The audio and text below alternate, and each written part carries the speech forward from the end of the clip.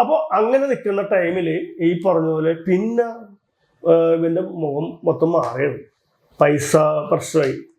അതായത് എനിക്ക് അതിനും പൈസ ഇല്ല, അത് ട്രിവാൻഡ്രത്ത് നിന്ന് പോയിട്ട് പൈസ, ആ സംഭവങ്ങളൊക്കെ പറഞ്ഞ് പിന്നെ ഇങ്ങനെ ഇത് തന്നെ പറഞ്ഞുകൊണ്ടിരിക്കുക. അപ്പൊ ഇവനാണെങ്കിൽ പനിയായിട്ടും ഇവന് നമുക്കറിയാലോ ഈ പറഞ്ഞ പോലെ എല്ലാ റീൽസുകളും മറ്റതും മറിച്ചതും എല്ലാ കാര്യങ്ങളും ചെയ്ത് നമ്മൾ ടയർഡാണ്. വെളുപ്പിന് രാത്രി 8 മണിക്ക് 9 മണി 10 മണി 12 മണിക്കൊക്കെ നമ്മൾ പോയിക്കൊണ്ടിരിക്കണം ഓരോ പ്രൊമോഷൻ കഴിഞ്ഞിട്ട്, നമുക്ക് എഡിറ്റിങ്ങും കാര്യങ്ങളൊക്കെ ആയിട്ട് ഇത് പറ്റുന്നില്ല. ആ സമയത്താണ് ഈ പറയുന്ന പോലെ പിറ്റേ ദിവസം കാലത്ത് വെളുപ്പിന് അവിടെ പോകണം, വണ്ടി ഓടിച്ചിട്ട് നീങ്ങണില്ല. അങ്ങനത്തെ ടയർഡിലിരിക്കുന്ന സമയത്ത് ഇവൻ പുറകിലിരുന്ന് ഇത് തന്നെ ഇവൻ ചുമ AC അടിച്ച് ചുമ ഇവൻ ഇരുന്നിട്ട് നിർത്തണില്ല. ഞാൻ ആരാന്നറിയാമോ, വണ്ടി ഇടിച്ച് നിർത്തുന്ന സമയത്ത് കയറ്റിക്കോളാം, ഒന്നും നോക്കണ്ട, AJP ഉണ്ട്, ഇതൊക്കെ പറഞ്ഞുകൊണ്ടിരിക്കണേ. അപ്പൊ വണ്ടി ഇടിച്ച് കയറ്റിക്കോ, ഞാൻ നോക്കിക്കോളാം.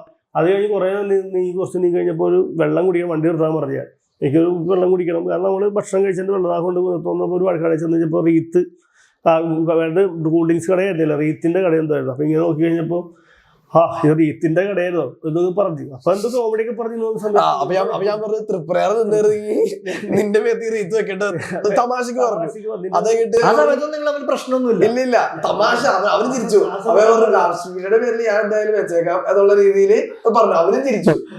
എന്നിട്ട് അങ്ങനെ പറഞ്ഞതൊക്കെ പറഞ്ഞു ചിരിച്ചു. അങ്ങനെയൊക്കെ പറഞ്ഞ് ചിരിച്ച് നമ്മളിങ്ങോട്ട് പോകുന്നത്. പക്ഷേ കുറെ പോന്നു കഴിഞ്ഞിട്ട് ഇവന് ഇത് തന്നെ ഫ്രണ്ട് നമ്മളവിടെ ഇറങ്ങിയപ്പോ 10 മണി ഉണ്ടാവും. ഇങ്ങനെ വർത്തമാനം പറഞ്ഞ് മഴ. അപ്പൊ എന്താ പറ്റിയെന്ന് വെച്ചാൽ നമ്മള് പോയ വഴി എടപ്പള്ളി വഴിയാ പോയെ, വന്ന വഴി നമ്മള് ഈ പറഞ്ഞല്ലേ അല്ലെ സ്ഥലം മാറി വഴിയേറ്റി പോയി. ഞങ്ങള് മറ്റേ റോഡ് ഹൈവേയിലേക്ക് ചാടിപ്പോയി. ചാലക്കുടി ആ കൊല്ലൂര് വഴി ഭയങ്കര ബ്ലോക്കുള്ള സ്ഥലത്തേക്ക് ചാടിപ്പോയി. അത് ഭയങ്കര പ്രശ്നമായി. ഇപ്പൊ അതാണ് ഞങ്ങൾ വണ്ടി ഓടിച്ച് വന്ന വഴി ഇവന്റെ പുറകിൽ നിന്നിട്ട് ഇവൻ പറയുന്ന കാര്യങ്ങൾ ഇത് തന്നെ പറഞ്ഞുകൊണ്ടിരിക്കുകയാണ്. പിന്നെ അങ്ങനെയാണ് ഞാൻ ഇതാണ് ഞാൻ മറ്റതാണ്, പിന്നെന്താണ് ഇവന് അത് കൊടുത്തില്ല, ഇവന് ബിഗ് ബോസിൽ പോകാൻ പറ്റിയില്ല, ഇനി എന്തായാലും ബിഗ് ബോസിൽ പോകണം, റീച്ചാണ് കൂട്ടണം.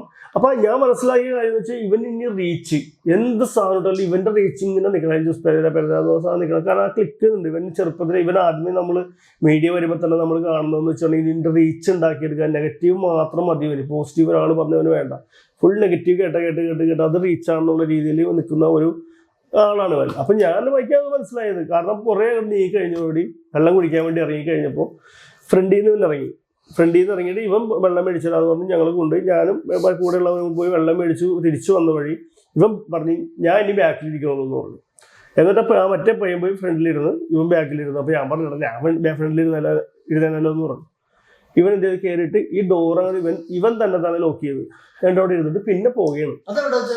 അത് തൃശ്ശൂർ കഴിഞ്ഞല്ലേ. എനിക്ക് തോന്നുന്നു മറ്റേ